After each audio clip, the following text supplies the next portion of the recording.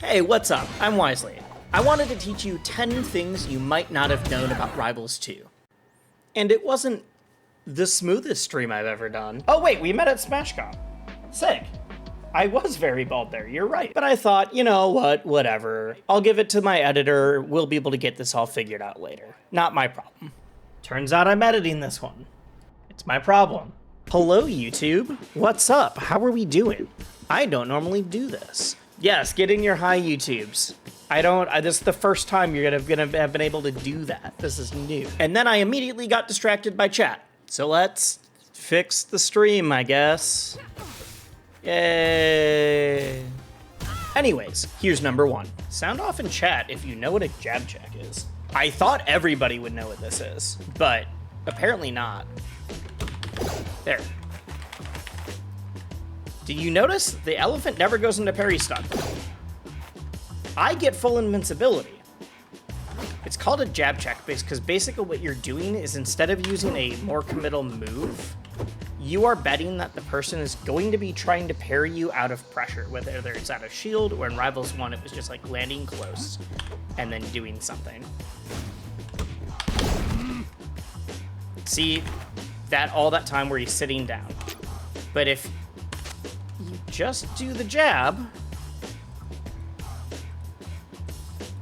and so it's basically so that you can use your jab as a safe way to bet that the person is going to get parried without going further.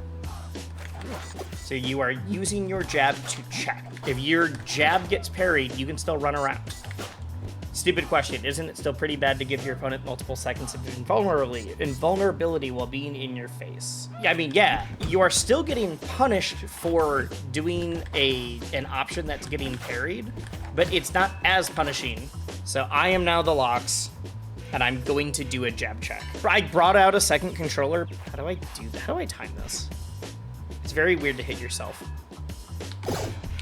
Your opponent still gets invincibility, but you are free to run around, and it's basically a slightly safer version of applying pressure, and it becomes especially important because in this game, you can buffer parries out of shield.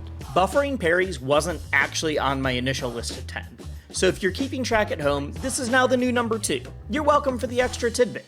But also, now everything's going to be off by 1 number, so my bad. Certain multi-hit moves, you can literally do... Yeah, there you go. You can buffer parry between a multi-hit. You can even do that on, like, Fleet's arrows, especially her side B. You can parry the second part. That's what I'm trying to do. There. I got hit by the first part of the tornado, and you can still shield and then parry it, because you can buffer your parry out of shield. Variations of special moves. Ton of special moves in this game can be canceled. So I'm gonna go through a bunch of characters quick. A ton of special moves in this game can be canceled or have other versions. I have blown multiple people's minds by doing that. So, Setter's down B, or down special. If you hit shield within the very beginning, you do a version of it, just a flip, and there's no hitbox, but you can act a lot faster. So I'm going to hold shield so you can see how fast you can act, and I'm going to hold shield there. See how much longer it took me to pull up my shield for the regular down B? And that little roll, you can get more aerial drift, you can do a bunch of different stuff. You can edge cancel it. Like, there's so much stuff you can do. Wait, important tangent, my bad. You can also cancel Zetterburn's up B by air dodging, as long as you haven't left the ground yet. Anyways, okay, back to the actual show. I've had a lot of people while I'm streaming ask how to do this one. So Kragg's side B. You start side B and then shield, you do that. You get a big jump. It's how people are doing stuff like that. One thing to note, though, you can't do anything afterwards. So be careful. I'm gonna mash up special there. This does use your resource of pillar. You can't pillar again afterwards, so it is a last-ditch effort for that. Now, there's still more. A ton of characters have these. This is the only one that's still a cancel. It's Orca Hop. I'm really bad at this one, so we're gonna see if I can get it right away. It's a way to recover even if you don't have a puddle on stage, which is if you air dodge in the beginning of this. Let's see if I can do it. Jump up B shield. Yeah, that's what I thought. Where is the timing? This one I'm bad at. Either way, like if I just hold regular jump, this is my full hop. I'm going that high now. And I'm not doing a good version of it. Like, look at that. This is my normal full hop. I'm going that high. That's the Orca Hop. So that's all the cancels, but a bunch of other characters have other versions of their specials that people miss. Clairen has 2 versions of her up B. If I push it once, she does that, and if I hold it, she does the second one. Tap, and hold. And that obviously is huge for recovery mix-ups, so I can put out a giant hitbox to clear the ledge, or I can suddenly decide I don't want to get parried, but I've seen people that are very confused as to why they get one and not the other. That one's fast. Yeah, man. 30 seconds to explain one input. Super fast, dude. Rano has 3 different versions of his up B. Up B without pushing anything else. Just that. It's a big jump upwards. Up special and then attack. Does that. So you might see people doing like, and then getting back to ledge. If I up special and then I push down and hit the special button again, that's how you get the cancels that you see a lot of people doing, where you edge cancel. So you've got 3 versions. You've got regular, you've got the dive bomb by pushing down in special again afterwards, and then you've got the attack by hitting that. I will say this one is usually a bad idea. It's fine, it has uses, but I've seen so many people get hit for it. Another thing, and I think they literally added this to this beta. I never noticed it before this beta. Do you guys know they added DI lines? You can see the direction your opponent's DIing now. It just straight up is in the game. And I'm gonna tell him to hold in first to show. So I have him on DIing in.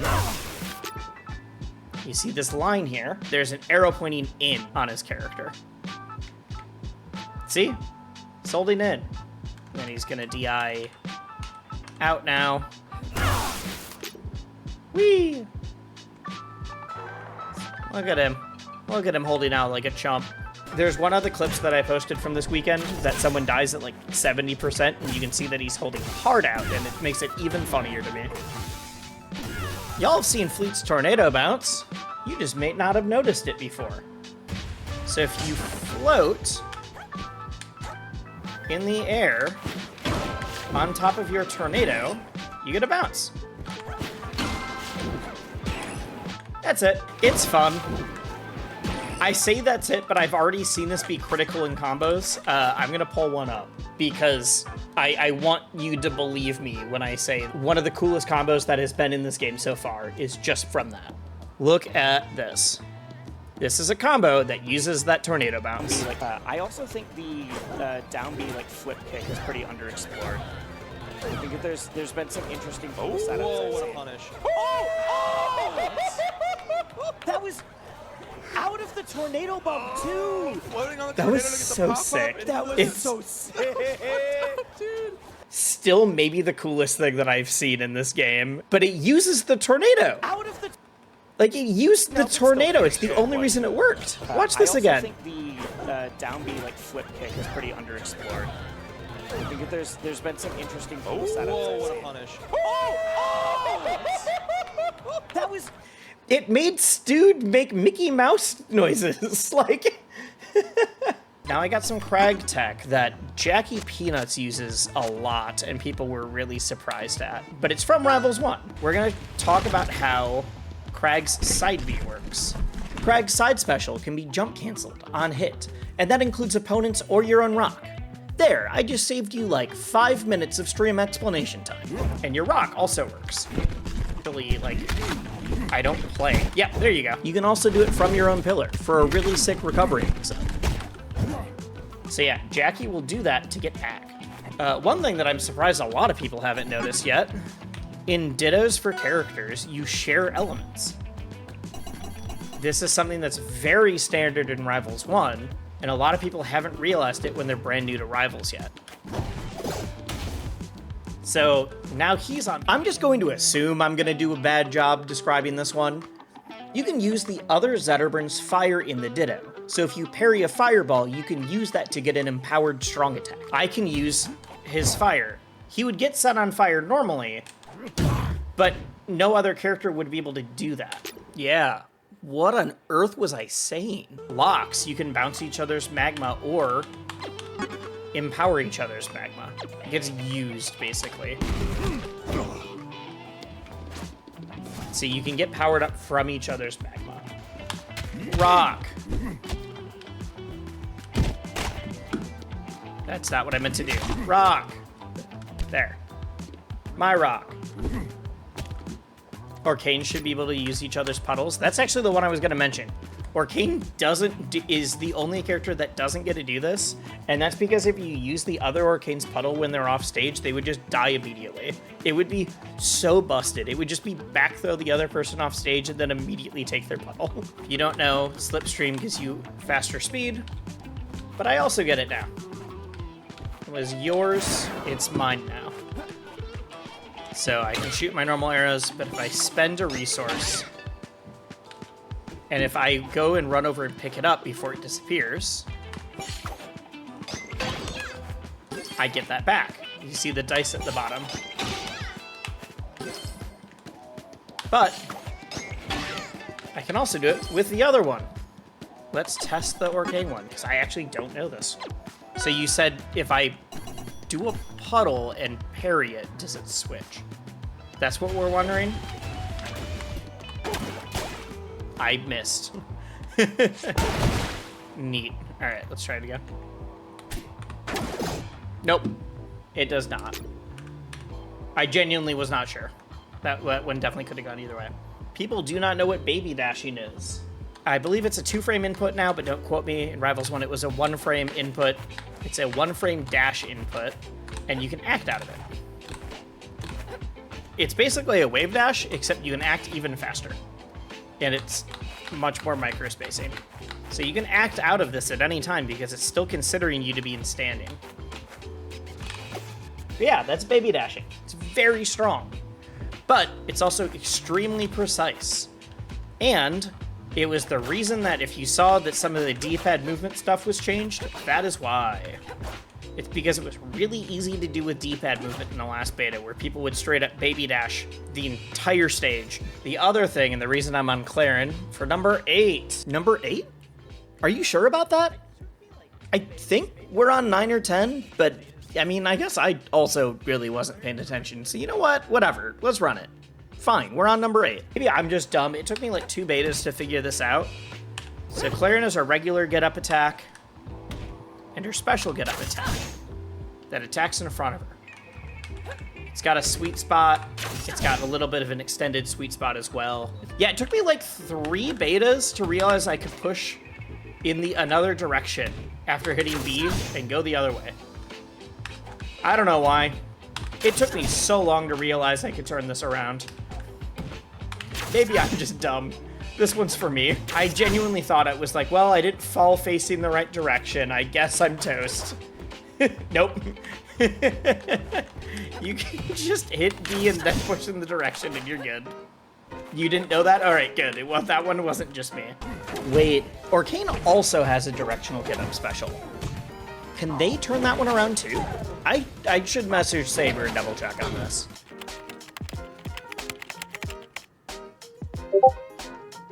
Dang, that sucks. But this game actually doesn't give you Gallant. It does let you get up invincibly if you ledge dash. I made explaining Galint so much more complicated than I needed to, and I had explained it into different videos, so we're just gonna steal that instead. Where did I put it? For the nerds out there, you have enough invincibility to get on the stage with a ledge dash, but not to attack invincibly. There's no Galint here. Galint being the fancy term that started from Melee for frames where you do things invincibly. Neat. So yeah, you can get on stage invincibly, but your invincibility goes away as soon as you hit a move or a button, like shielding or attack. That was it. That took me way longer to explain than I needed to. Anyways, next item. The final thing that I was gonna show is that there's no mashing anywhere in Rivals. At all. Everything that you think might be mashing is either a held button or it's on a timer. So things like getting stuck inside a poison bubble. 1. 1. Alright. You can't mash to get out of that. And if I hit you with the full stacks, where you're stuck in it longer. 1, 2, 3, 4, 5. And now I'm gonna mash this time. There we go. 1, 2, 3, 4, 5. But that's also even things that are like Rest or Tornado. You don't hit any buttons, it does this. And I've seen some people like mash. No, you just hold it. If you want to go up, you hold it. That's also for Rest or Tornado as their Getup special. You push it once, they get up that way. Hold it, it gets bigger. It's not like Luigi Tornado in other games. That's the most I could get that way. Now if I hold it, I go significantly higher. Okay, thank God, we're done. For my own sake, I gotta get better at streaming. Why was that so hard? What is that? Stop!